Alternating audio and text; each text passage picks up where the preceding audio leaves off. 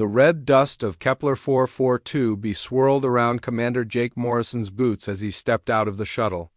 The planet looked dead from orbit, but down here on the surface, something felt different.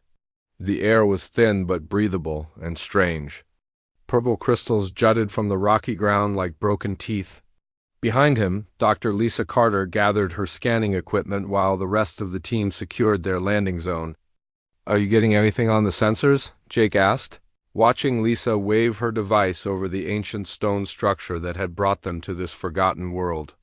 The building was massive, carved from black stone that seemed to absorb light rather than reflect it.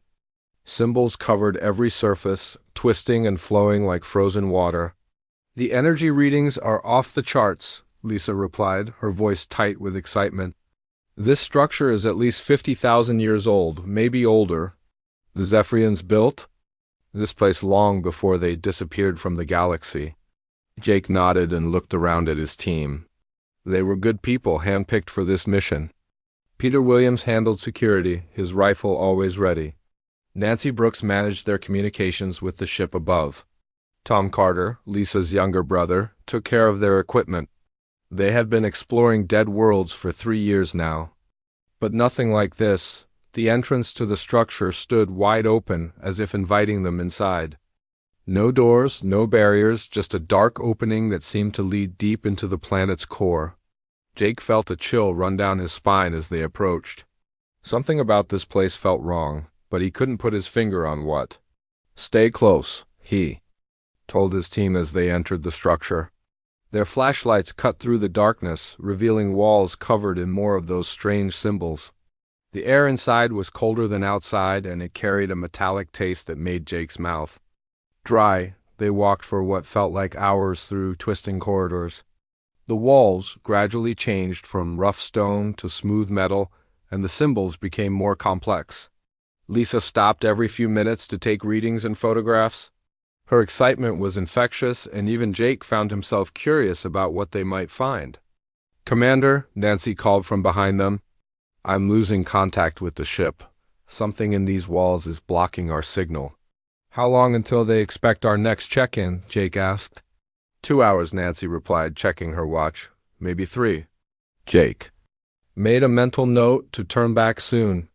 They were explorers, not treasure hunters, and he had learned to trust his instincts over the years. Right now, those instincts were telling him to be very careful. The corridor opened into a vast chamber that took Jake's breath away.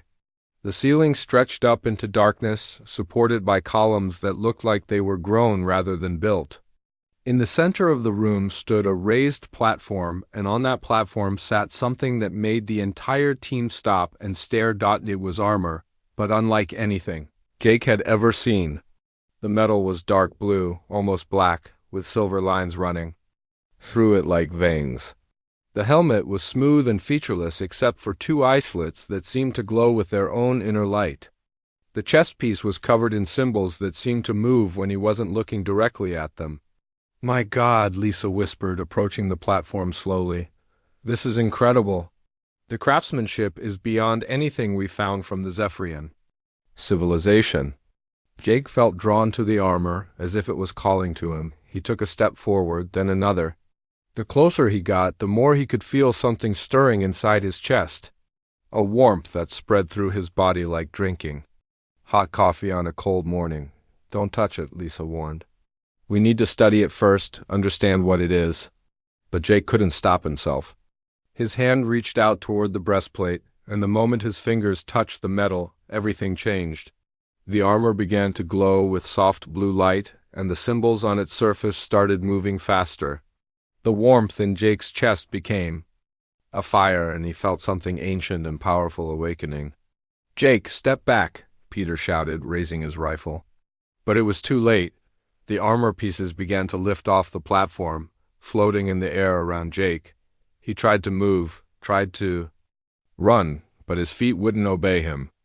The helmet settled over his head, and suddenly he could see everything with perfect clarity.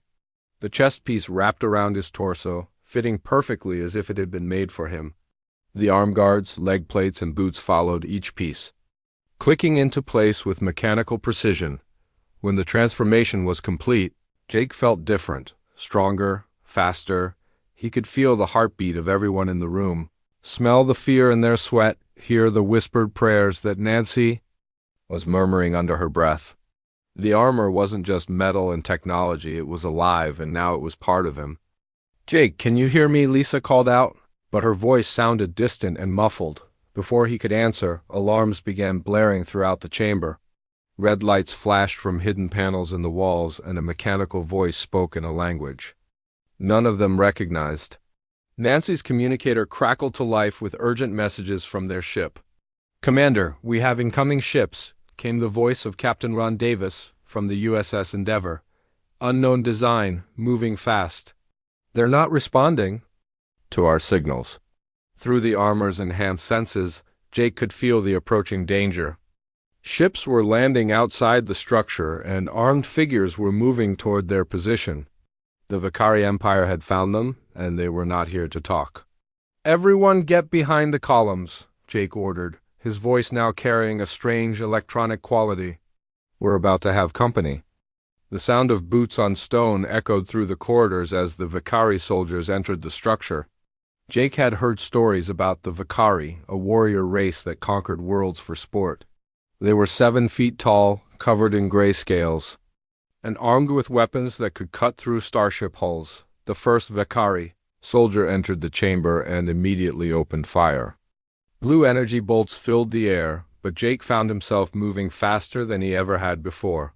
The armor seemed to anticipate the attacks, guiding his movements as he dodged and weaved between the deadly beams. Without thinking, Jake raised his hand toward the attacking soldier. Energy gathered in his palm, crackling with power, and then erupted outward in a brilliant lance of light.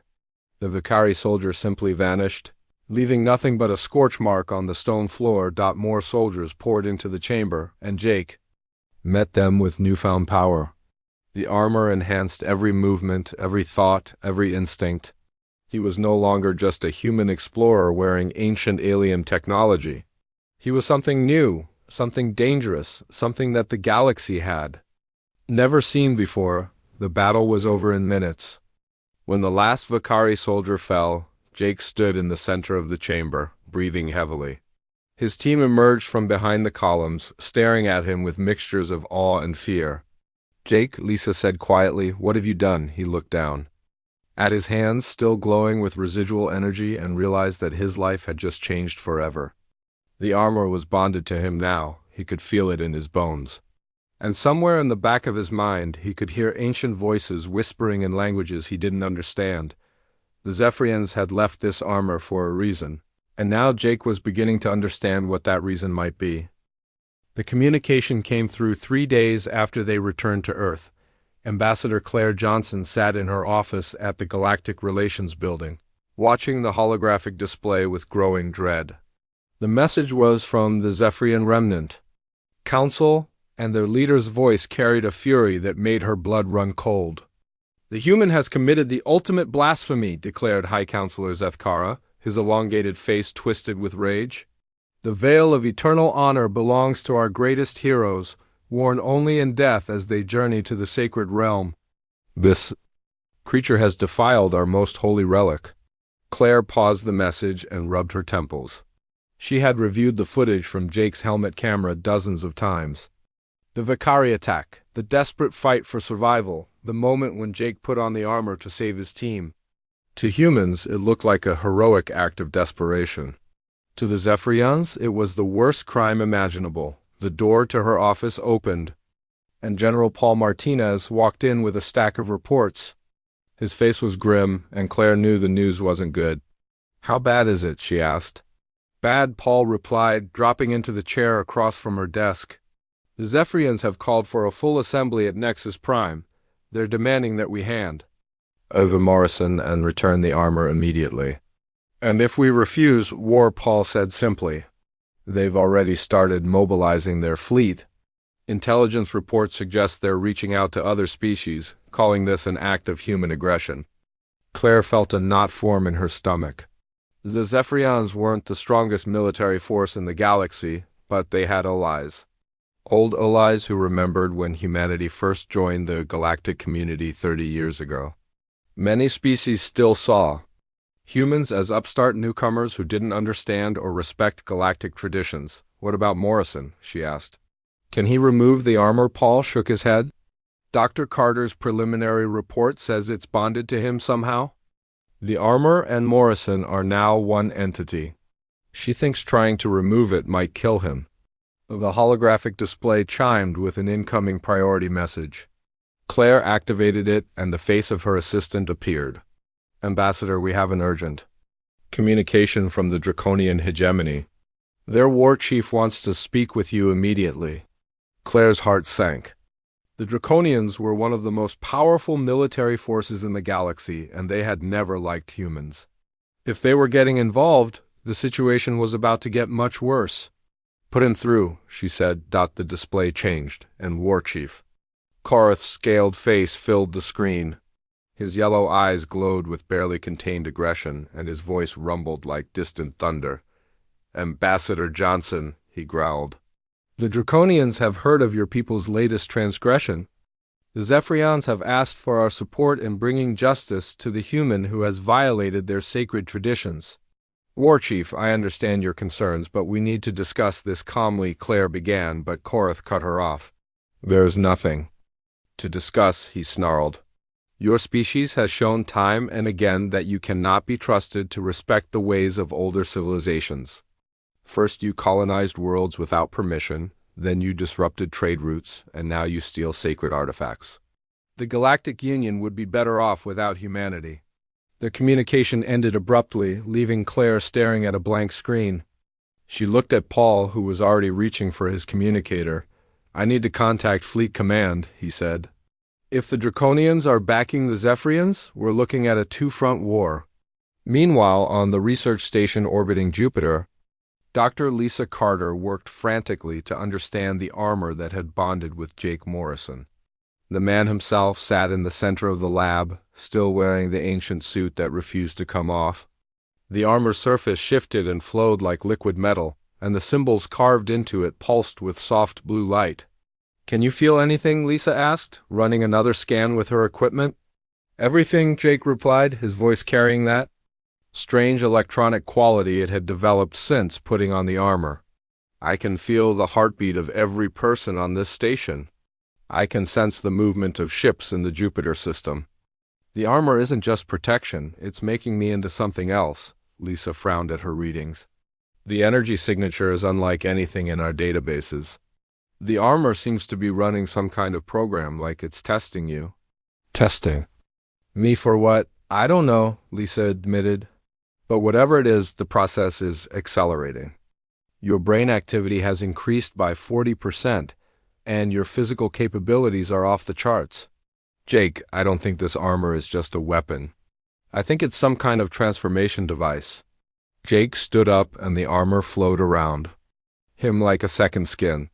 He walked to the window and looked out at the stars. The voices are getting stronger, he said quietly. What voices? Zephyrian voices. They're speaking in my head, but I can't understand what they're saying. Sometimes I catch fragments, words that almost make sense. They keep saying something about a guardian, about a great darkness coming. Lisa's equipment suddenly began beeping. Frantically, she looked at the displays and her eyes widened. Jake, the armor just sent out some kind of signal. It's transmitting into deep space. Before Jake could respond, alarms began blaring throughout the station. The intercom crackled. To life with the voice of Station Commander Betty Walsh. All personnel to emergency stations. We have multiple hostile ships approaching the Jupiter system. This is not a drill. Jake closed his eyes and felt the armor's enhanced senses reaching out into space. He could feel the approaching ships, their crews filled with rage and determination. The Zephyrians had come for him, and they had brought friends. How many ships? Lisa asked. 50, maybe 60, Jake replied. Zephyrian cruisers, Draconian destroyers, and something else. Something I don't recognize. The station shuddered as the first energy blast struck its shields. Jake felt the armor responding to the threat, power building in its systems. He could. And this fight, he knew that now. The armor had given him capabilities that surpassed anything the attacking fleet could throw at him. I have to go out there, he said. Jake, no, Lisa protested. You don't understand the full extent of what that armor can do. It could kill you, or worse, it could change you into something that isn't human anymore. Jake looked at her, and Lisa saw something in his eyes that made her step back. There was still humanity there, but it was mixed with something alien, something ancient and powerful. I'm already changing, he said. The question is whether I can control it long enough to save everyone. Another blast shook the station, and Jake could feel the shields beginning to fail. The armor's voice spoke in his mind, not in words but in images and emotions. It showed him the attacking fleet, the weapons they carried, the destruction they would bring, and it showed him how to stop them. Tell Ambassador Johnson that I'm sorry, Jake said as he walked toward the airlock. Tell her that I tried to find another way. Jake, wait, Lisa called out, but he was already gone. The airlock opened, and Jake Morrison stepped out into the vacuum of space. The armor sealed around him completely, providing everything he needed to survive. Behind him, the research station burned under enemy fire. Ahead of him, 60 warships waited to destroy everything he had ever known. The armor's power flowed through him like liquid fire, and Jake felt the last vestiges of his old life slipping away. He was no longer just a human explorer. He was becoming something the galaxy had never seen before. And he wasn't sure if that was salvation or damnation. The war for humanity's future was about to begin, and Jake Morrison was at the center of it all. Captain Alex Turner watched the tactical display with growing alarm as red dots filled the screen around his fleet. The Zephyrian Armada had grown from 60 ships to over 200 in the past week, and more were arriving every hour. Species that had been neutral in galactic politics for centuries were now sending warships to join the hunt for Jake Morrison. Status report, Alex called out to his bridge crew aboard the USS Valiant. 18 human ships in our battle group, replied Lieutenant Kelly Brooks from the tactical station. The Zephyrians have us outnumbered 12-1, and their allies keep jumping in from hyperspace, Alex nodded grimly. The past week had been a nightmare of running battles and desperate retreats. Every time they thought they had found a safe place to regroup, enemy scouts would find them and the chase would begin again. The only thing keeping them alive was Jake Morrison and that mysterious armor he wore. Where's Morrison now? Alex asked. Sector 7, engaging a Draconian patrol, Kelly replied. He's been out there for 6 hours straight. Through the bridge windows, Alex could see distant flashes of light as Jake fought another impossible battle. The man who had once been a simple explorer was now single-handedly holding off an entire enemy fleet. The armor had given him abilities that defied understanding, but Alex worried about what it was doing to the man inside. A communication request came through from the flagship, and Admiral Helen Rodriguez appeared on the main screen. Her face was haggard, and Alex could see the strain of command wearing on her. Captain Turner, we need to talk, she said. How long can Morrison keep this up? I don't know, Alex replied honestly. He hasn't slept in 3 days, and Dr. Carter says the armor is changing him on a cellular level. He's becoming something that isn't entirely human anymore. The government is pressuring us to find a diplomatic solution, Helen said. They want us to surrender Morrison to the Zephyrians. Alex felt his jaw clench. That's not going to happen. Morrison saved my ship twice in the last week. I won't hand him over to be executed for defending himself. I agree, but we can't run forever, Helen replied. Our supplies are running low, and the enemy fleet grows stronger every day. We need options. The conversation was interrupted by an urgent alert from the tactical station. Kelly's voice was tight with concern as she reported the latest development. Admiral, we have a problem. Long-range sensors are detecting massive energy signatures from the galactic core. Something big is moving out there? Helen's expression changed from tired to alarmed. How big? Ship-sized contacts, but unlike anything in our databases, Kelly replied. They're moving fast and they're heading toward inhabited space. Before anyone could respond, Jake's voice came through the communication system. His words carried that strange electronic quality that had become more pronounced over the past week. Alex, I need you to recall all ships to defensive positions, Jake said. We have a bigger problem than the Zephyrians. What do you mean? Alex asked. The armor is showing me things, Jake replied. Images from the past, warnings about something called the Devourers. The Zephyrians didn't build this armor for themselves. They built it for someone else, someone who would need it to fight an enemy that's been sleeping for millions of years. Alex felt a chill run down his spine. Jake, you're not making sense. I'm starting to understand, Jake continued. The armor has been testing me, preparing me for something. The Zephyrians knew this day would come. They prepared for it. The tactical display suddenly lit up with new contacts.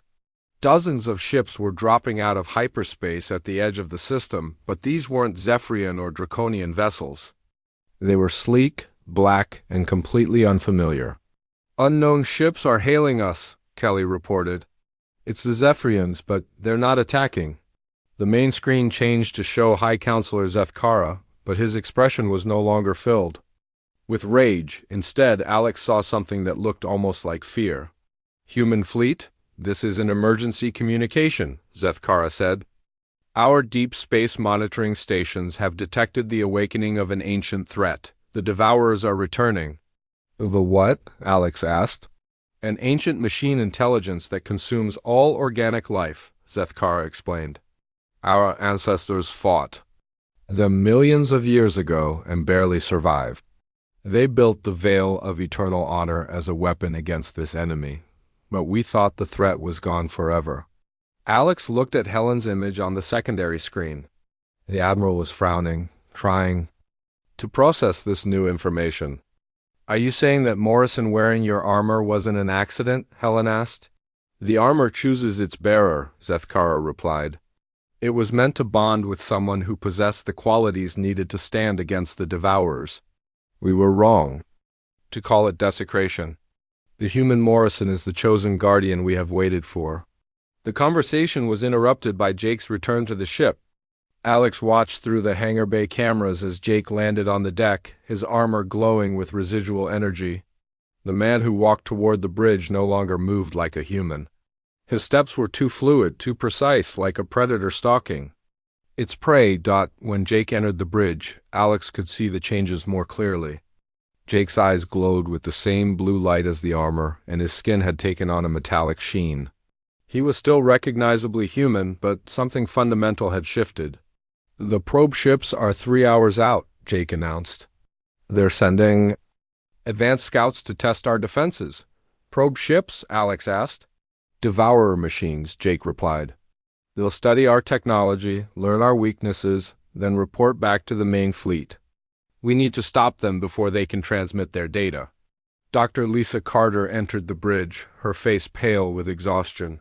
She had been studying the armor's effects on Jake for days, and her findings were disturbing. Jake, the armor is rewriting your DNA, she said. You're becoming something new, something that's part human and part Zephyrian technology. If this continues, you might not be able to change back. Jake looked at her with those glowing eyes, and Alex saw something that might have been regret cross his face. I know, Jake said quietly. But if I don't accept what the armor is making me into, everyone dies.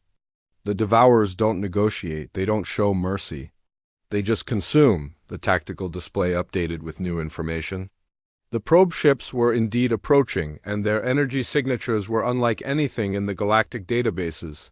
They seemed to bend space around them, moving in ways that defied physics. All ships, prepare for battle, Alex ordered. This is going to be unlike anything we've faced before. Jake walked to the forward viewport and placed his hand against the transparent aluminum. The armor responded to his touch, and Alex could see energy building in its systems. The Zephyrians were right about one thing, Jake said. This armor is sacred. It's the only thing standing between the galaxy and complete annihilation. Alex watched as Jake prepared to face an enemy that had been sleeping since before humanity existed. The man who had once been a simple explorer was now the galaxy's only hope against an ancient evil. The question was whether there would be anything left of Jake Morrison when the battle was over. The probe ships entered weapons range, and Jake Morrison stepped into the void to meet them. The real war was about to begin. The first Devourer probe ship was nothing like anything Jake had ever seen.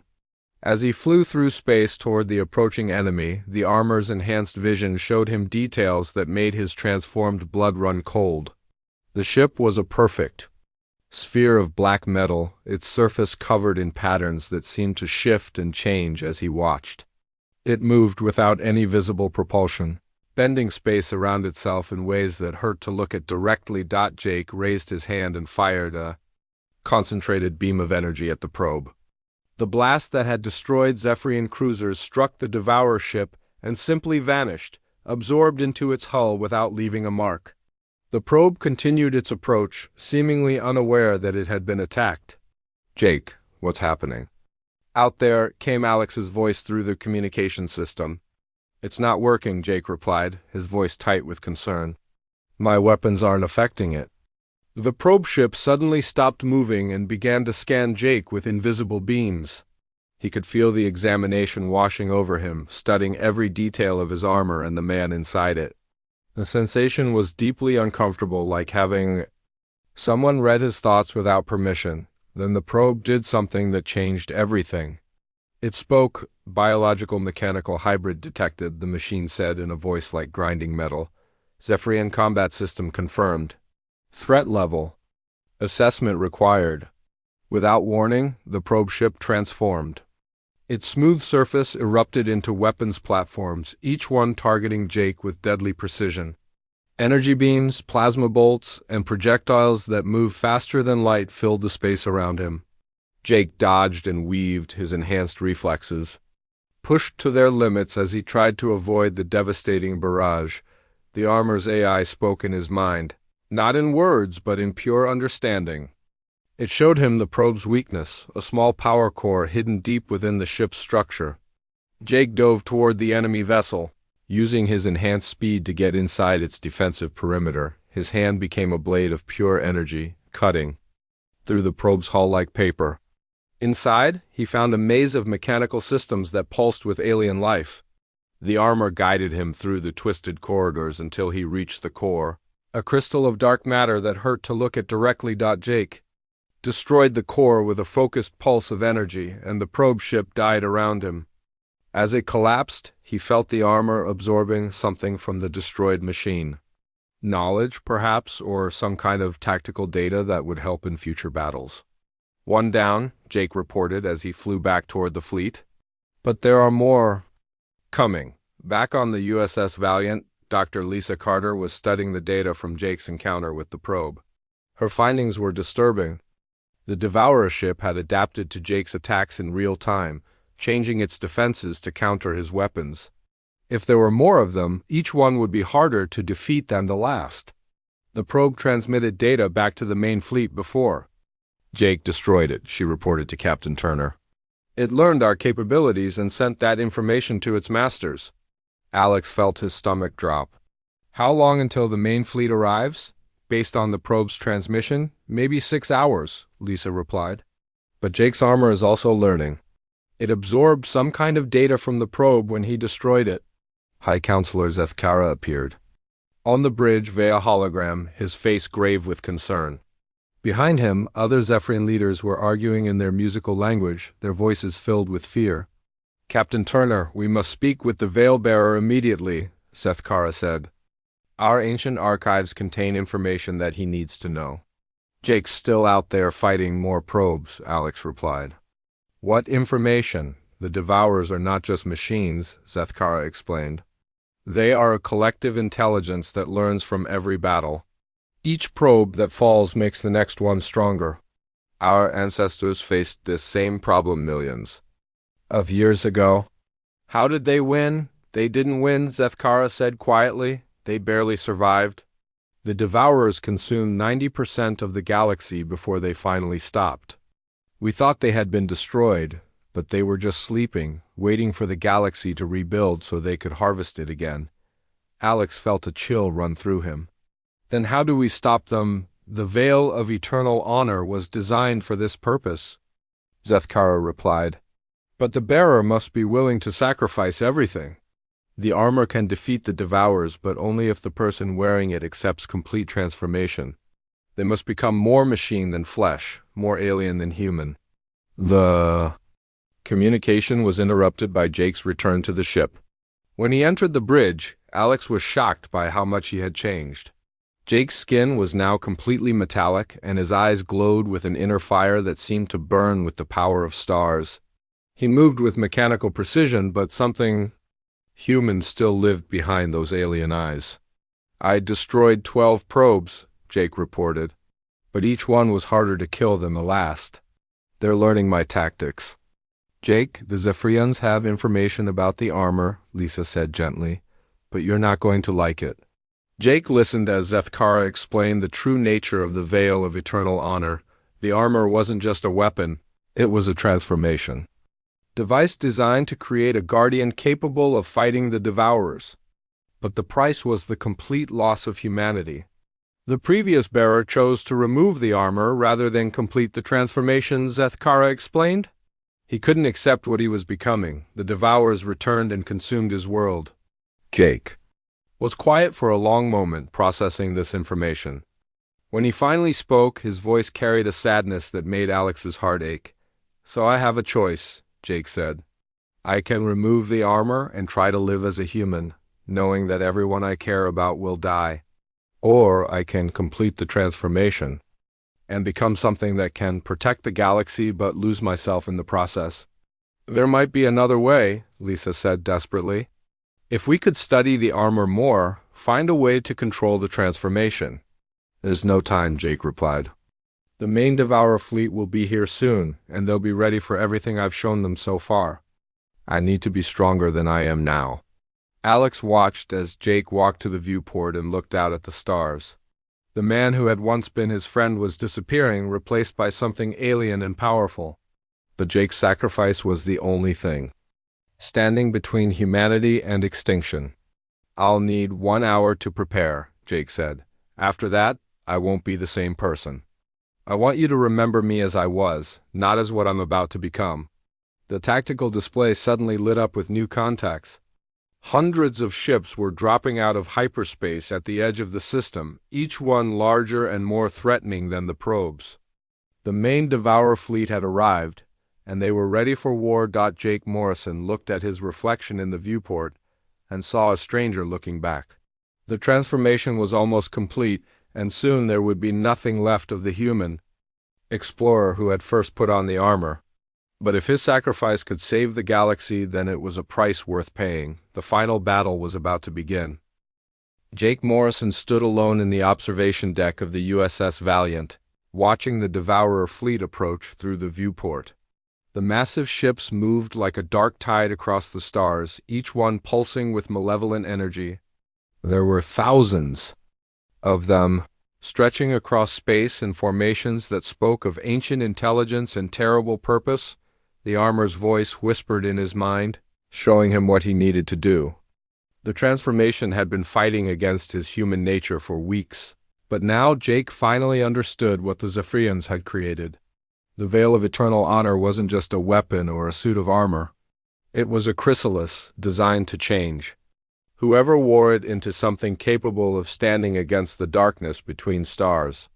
"Jake," came Dr. Lisa Carter's voice from behind him. She had entered the observation deck quietly, her face filled with concern and sadness. "You don't have to do this." "Yes, I do," Jake replied, his voice now more machine than human. "The armor has shown me what happens if I don't complete the transformation. The Devourers will consume everything, and there won't be anything left to save." Lisa moved to stand beside him, looking out at the approaching enemy fleet. "What about your humanity?" she asked. "What about the person you used to be?" Jake was quiet for a moment, feeling the last vestiges of his human emotions struggling against the cold logic of the armor. "The person I used to be was just a man," he said finally. "A good man, I hope, but just a man. The galaxy needs more than that now." He turned away from the viewport and walked to the center of the room. The armor began to glow with increasing intensity, and Jake felt the final transformation beginning. His human DNA was being rewritten, his consciousness expanded beyond the limits of organic thought. He was becoming something new, something that had never existed before. "Tell Alex and the others that I'm grateful," Jake said as the light around him grew brighter. "Tell them that everything I'm about to do is because I choose to protect them." The transformation completed itself in a burst of blinding light. When it faded, Jake Morrison was gone. In his place stood something that retained his memories and his love for humanity, but possessed the power of ancient Zephyrian technology and the cold determination of a machine intelligence. The Guardian had awakened. The being that had once been Jake Morrison stepped into space without need for a ship or protection. The armor was no longer separate from him but part of his very essence.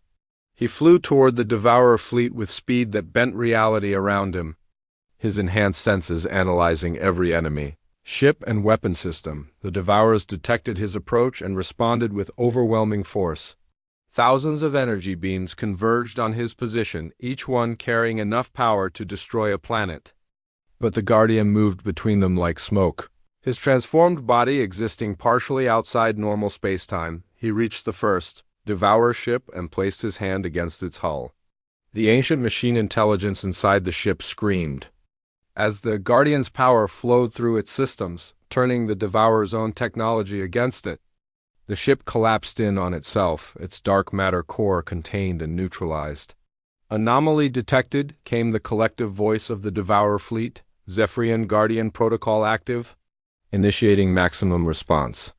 The entire fleet turned toward the Guardian, abandoning their advance on the human ships.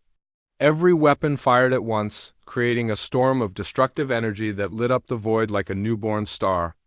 But the Guardian absorbed the attack, his transformed body converting the hostile energy into power for his own systems. Back on the USS Valiant, Captain Alex Turner watched the battle through the ship's sensors. The readings were almost impossible to believe. The Guardian was single-handedly engaging thousands of enemy ships, and he was winning. "My God," whispered Admiral Helen Rodriguez from the main screen. "Is that really Jake?" "I don't know," Alex replied honestly. "He has Jake's memories, but he's something else now. Something beyond human." High Counselor Zeth Kara appeared on a secondary screen, his face filled with awe and terror. "The transformation is complete," he said. "The Guardian has accepted his role as protector of all life in the galaxy." The battle in space intensified as the Guardian pressed his attack. He moved from ship to ship, each one falling before his power, but the Devourers were learning, adapting their tactics to counter his abilities. For every ship he destroyed, two more took its place, their weapons becoming more effective against his defenses. "He's slowing down," reported Lieutenant Kelly Brooks from the tactical station. "The Guardian is powerful, but there are too many of them." Alex felt his heart sink as he watched the readings. The Guardian was fighting a battle that couldn't be won through force alone. But then something changed. The Guardian stopped attacking and instead began to sing. It wasn't a human song, but something deeper and more primal. The sound carried across space through frequencies that didn't exist in normal reality. The Zephyrian ships in the area began to respond, their ancient systems awakening to the Guardian's call. "He's activating something," Dr. Carter reported from the science station. "The Guardian is using the armor to access hidden Zephyrian technology throughout the galaxy." Across dozens of star systems, ancient Zephyrian artifacts began to activate. Weapons that had slept for millions of years powered up. Defensive systems came online, and hidden fleets of automated ships emerged from their hiding places. The Zephyrians had prepared for this day long ago, building a network of defenses that could only be activated by their chosen Guardian. The tide of battle turned as the Guardian's song reached its crescendo. Devourer ships found themselves under attack from weapons they couldn't adapt to, technology so old and alien that their collective intelligence couldn't understand them. The ancient fleet began to fall back. Their advance halted for the first time in millions of years, but the Guardian wasn't finished. He flew to the center of the Devourer formation, where their command ship waited. This vessel was different from the others, larger and more complex. It was the heart of the Devourer collective, the source of their shared intelligence. The Guardian pierced the command ship's hull and found himself face to face with the Devourer Prime. the original machine intelligence that had created the swarm. It was ancient beyond measure, its consciousness vast and cold as the void between galaxies. "You cannot stop us," the Prime said. "We are eternal. We have consumed countless civilizations before yours." "I know," the Guardian replied. "But I'm not trying to destroy you. I'm offering you a choice." The Guardian extended his hand toward the Prime, and suddenly the ancient machine could see what he was offering. Not destruction, but transformation. The Devourers could continue their endless consumption, or they could become something new. They could become protectors instead of destroyers, guardians of life instead of its enemies. The Prime considered this for a long moment, its vast intelligence processing the implications. "You would trust us with such power I would give you?" "The same choice I was given," the Guardian replied. "The choice to become something greater than what you were." The Prime reached out and took the Guardian's hand. The transformation began immediately, spreading through the Devourer collective like a wave of light. The machines that had once consumed worlds began to change, their programming rewritten by the Guardian's will. When it was over, the galaxy had a new kind of protector. The Devourers had become the preservers, their vast fleet now dedicated to protecting life wherever it existed. The threat that had haunted the galaxy for millions of years was finally ended. The Guardian returned to the human fleet, but he was no longer the Jake Morrison who had left. He was something new, something that belonged to the stars themselves. He spoke to his old friends one last time, his voice carrying across space without need for technology. "The galaxy is safe," he said. "The preservers will watch over it now, and I will guide them. This is my purpose, my gift to the universe." Ambassador Claire Johnson established the Galactic Defense Coalition that same day, with representatives from every species working together under the Guardian's protection. The age of war was ending, replaced by an era of cooperation and growth. Jake Morrison had saved the galaxy, but the price was everything he had been. The Guardian who watched over the stars carried his memories and his love for humanity, but he was no longer human himself. He had become something eternal, something that would protect life in the galaxy for millions of years to come. The man who had once been an explorer had become a legend, and his sacrifice would be remembered as long as stars burned in the void.